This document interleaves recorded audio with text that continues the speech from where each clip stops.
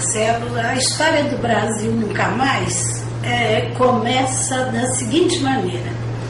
Em 1966, eu ainda estudante de Direito, eu fui admitida no escritório do Dr. Sobral Pinto como estagiária. E permaneci ali mesmo depois de formada. Eu fiquei 15 anos no escritório dele.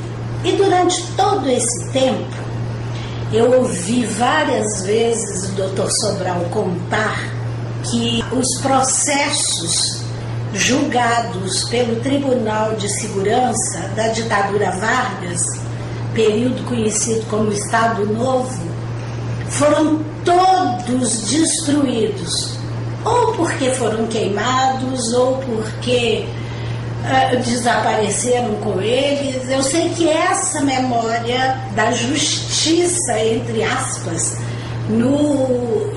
durante a ditadura do Estado Novo, perdeu-se com tantos fatos que a história do Brasil não registrou, exatamente por causa dessa vontade de apagar a história.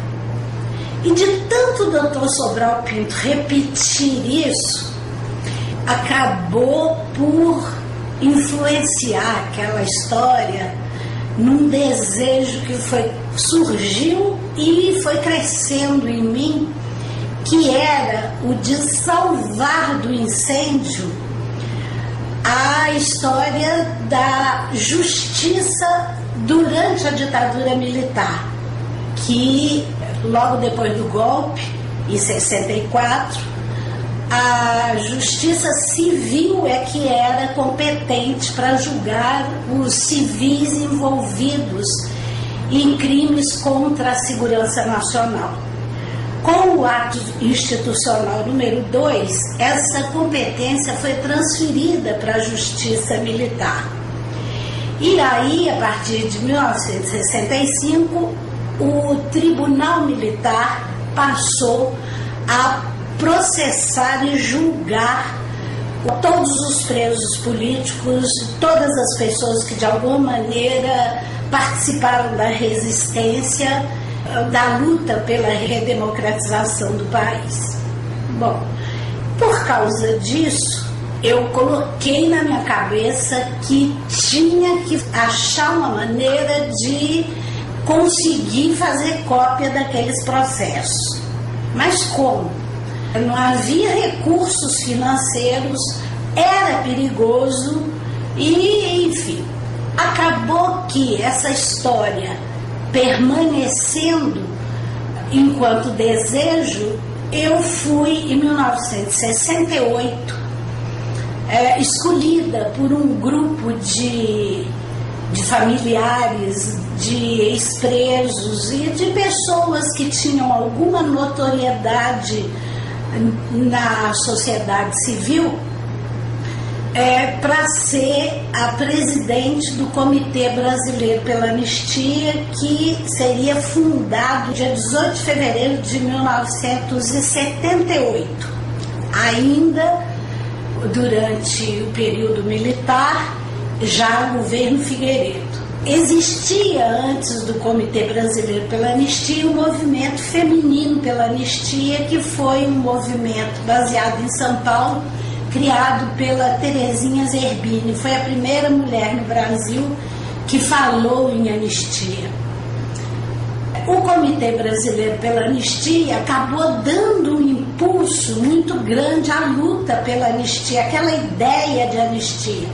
O país, que até então vivia com medo, parece que se tomou de um desejo de acabar com aquela violência, com aquelas prisões e passar uma borracha, esquecer e reconstruir o país.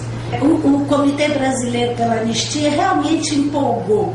Ele acabou pipocando por vários estados do Brasil, cresceu e ainda em 1978, em agosto, houve um congresso internacional de anistia que foi feito em São Paulo e ao qual compareceram várias autoridades e vários representantes de muitas instituições europeias, americanas e latino-americanas que participavam da luta em prol da libertação de presos políticos e também lutavam pelos direitos humanos.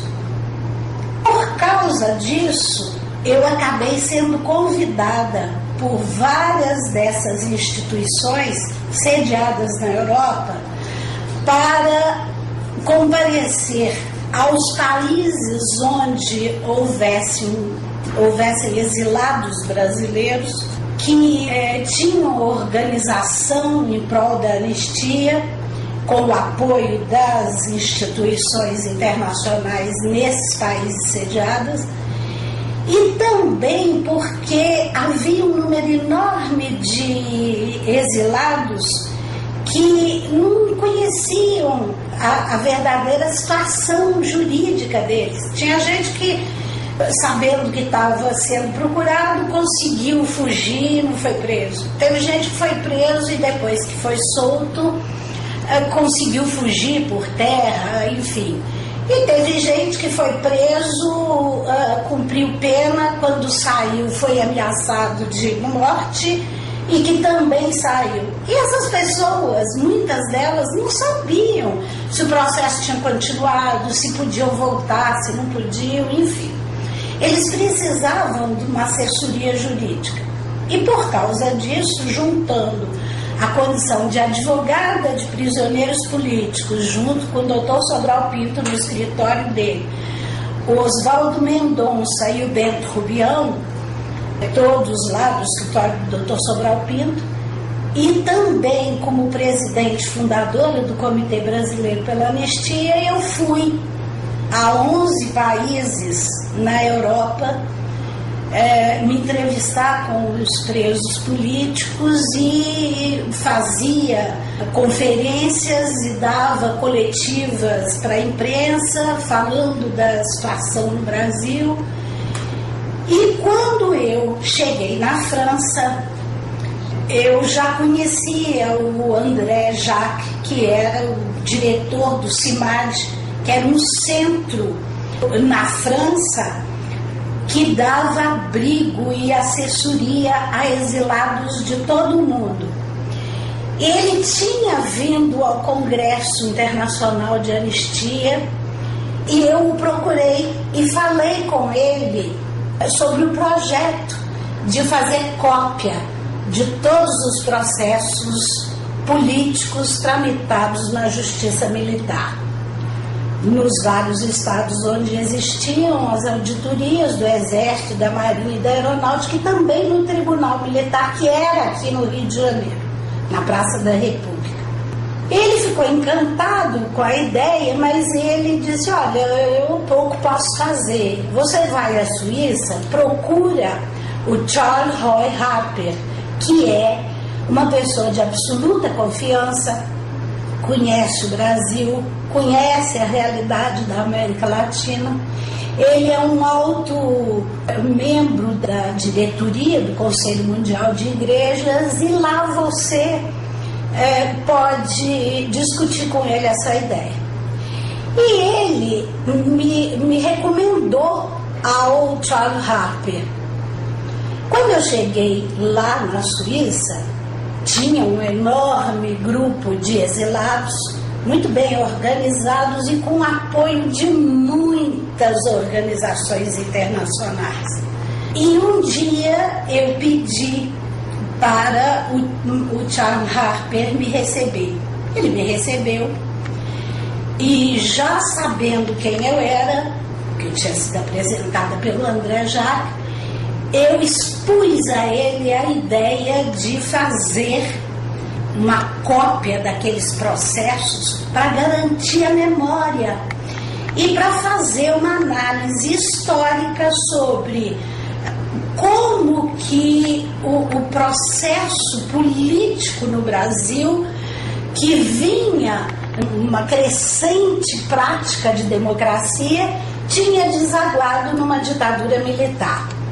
fazer também uma análise jurídica sobre como que a justiça abandonou princípios democráticos já incorporados à nossa tradição jurídica para responder a não só o aparelho repressivo do Estado militar, como a própria justiça se adequando à perseguição oficial instituída pelos militares que estavam de plantão no governo. O projeto incluía uma análise também da evolução, entre aspas, da tortura, que no Brasil sempre houve para o homem do povo. O homem do povo nunca teve advogado, sempre foi torturado nos porões das delegacias, e eram raríssimas as vozes que se levantavam em defesa desses homens contra a situação em que eles se encontravam. Com o advento da ditadura militar, e até 1968, havia o Instituto do Habeas Corpus. E os militares encarregados dos inquéritos policiais militares para dirigir uma documentação para o Ministério Público Militar denunciar os presos, eles falhavam muito, eles não tinham preparo. E aí, com base em falhas, muitos advogados conseguiram arquivar processos, até mesmo no Supremo Tribunal Federal, por erros, por falhas, por ilegalidades.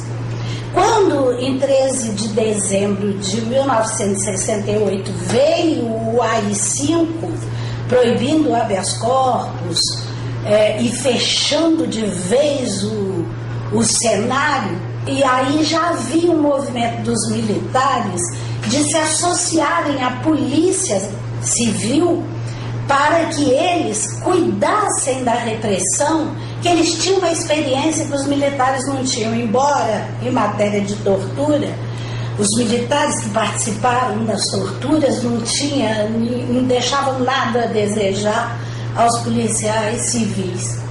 Bom, mas enfim, essa era a minha ideia. E o Charles Harper ficou encantado com essa ideia. Eu me lembro que ele colocou as mãos na cabeça e falou: meu Deus, que maravilha, que ideia fantástica. Você me faça um projeto escrito, sem dizer o que é, fale por metáforas, que eu vou defender esse projeto junto a um grupo que tem poder de decisão e que é de absoluta confiança aqui dentro do Conselho. Ele me pediu uma outra coisa, além de fazer um projeto cheio de metáforas, sem dizer o que era o objetivo claramente. Ele me pediu para facilitar a aprovação desse projeto, que conseguisse no Brasil, quando eu voltasse, o aval do Dom Paulo Evaristo Arnes e do reverendo Jaime Wright, que pertencia ao Conselho Mundial de Igrejas e que era o contato mais direto aqui no Brasil, do Conselho aqui. E quando eu voltei para o Brasil, eu conversei primeiro com o Jaime Wright, que adorou a ideia, e depois eu pedi uma audiência a Dom Paulo. E nesse dia que eu fui falar com Dom Paulo Evaristo Arnes, eu chamei o reverendo Jaime Wright para que ele pudesse dizer ao Dom Paulo que ele já tinha concordado em dar o guarda-chuva do Conselho aqui no Brasil, que faltava o guarda-chuva, a proteção do Dom Paulo. Dom Paulo ficou entusiasmadíssimo e me perguntou quem eram as pessoas que fariam parte do projeto. A equipe já estava praticamente montada. O doutor Sobral Pinto, claro, não ia fazer parte da coleta de material. Eles iam ajudar com a experiência e tal. Ele, o Heleno Fragoso, o Bento Rubião, a Rosa Maria Cardoso, o Mário Simas em São Paulo, eu, e tinha um historiador, tinha um cientista político e tinha um advogado que não militava na área do direito, mas que era um membro da oposição, era um político sem mandato, mas membro da oposição. Eu não vou falar o nome deles, porque esses nomes não apareceram e eu não tenho direito de revelar esses nomes sem que eles me autorizem. Eu fui a Brasília e conversei com o Luiz Carlos Sigmaringa, que na época era advogado e que cuidava, junto com os advogados do resto do país, do trâmite dos processos no Tribunal Militar, que já tinha ido para Brasília. Além do Mário Simas, eu falei também com o Luiz Eduardo Greenhalgh. Fui a São Paulo, conversei com eles. E houve uma reunião na minha casa em que alguns dos advogados compareceram. E o projeto começou a tomar corpo. A gente já tinha escolhido uma casa, alugado uma casa. Tendo vindo a anistia, ficou fácil a gente tirar a cópia dos processos na Justiça Militar, porque se alguém perguntasse, a gente usaria a desculpa da anistia. É que tinha gente que não sabia se estava anistiado ou não estava. Porque a anistia foi parcial, ela não foi ampla.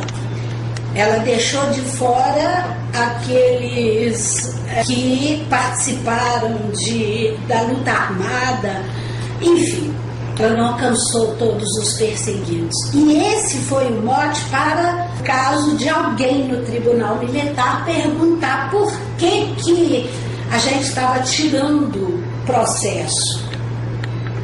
E o Luiz Carlos Sigmaringa alugou uma sala num prédio do Centro Comercial de Brasília, contratou um rapaz para xerocar o processo, folha por folha. Esse rapaz nunca soube o que ele estava fazendo.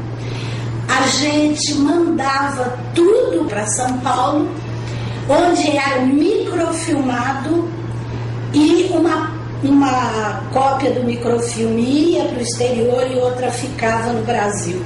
Quando eu disse que as cópias iam para São Paulo, eu saltei um pedaço. O projeto já encaminhado aqui, Dom Paulo me telefona e me pede para ir com urgência a São Paulo. E eu fui, naquele dia mesmo.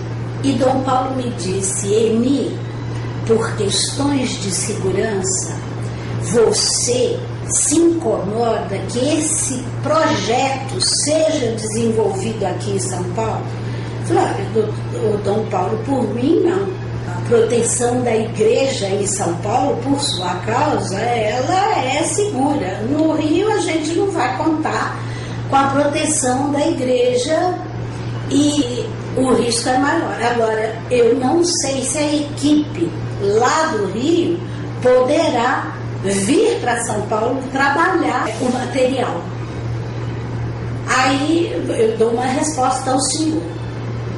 Aí voltei para o Rio e realmente só eu podia fazer esse trabalho em São Paulo. Porque todos os outros advogados tinham sua vida ali.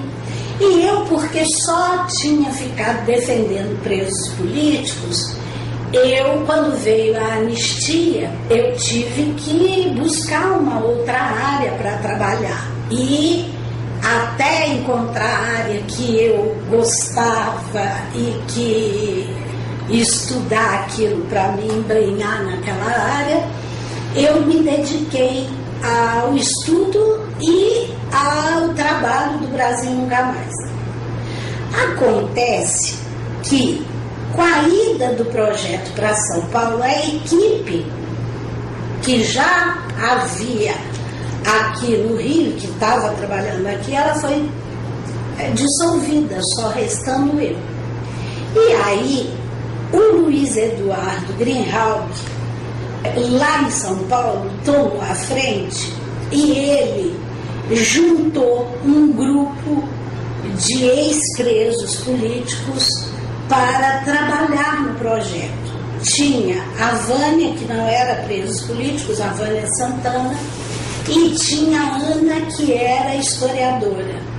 Essas não tinham nenhum vínculo com nenhuma organização política e tal.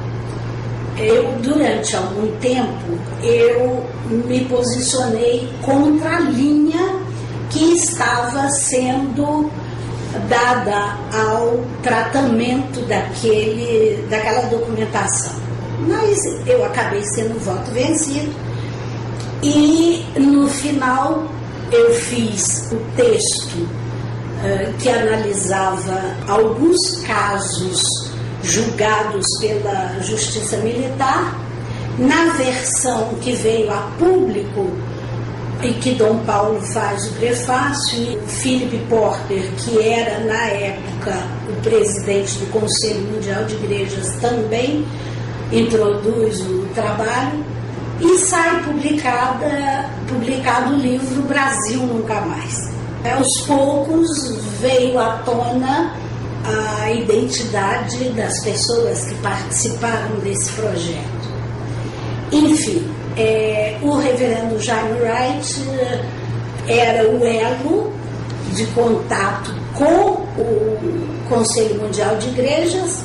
Eu não sei lhe dizer como, mas o financiamento chegava da Europa e era utilizado para pagar as cópias, o transporte, as viagens que eu tinha que fazer a São Paulo e a Brasília, que enquanto se trabalhava em São Paulo, a gente continuava, Luiz Carlos Sigmaringa e eu, tirando as cópias dos processos no arquivo do Tribunal Militar.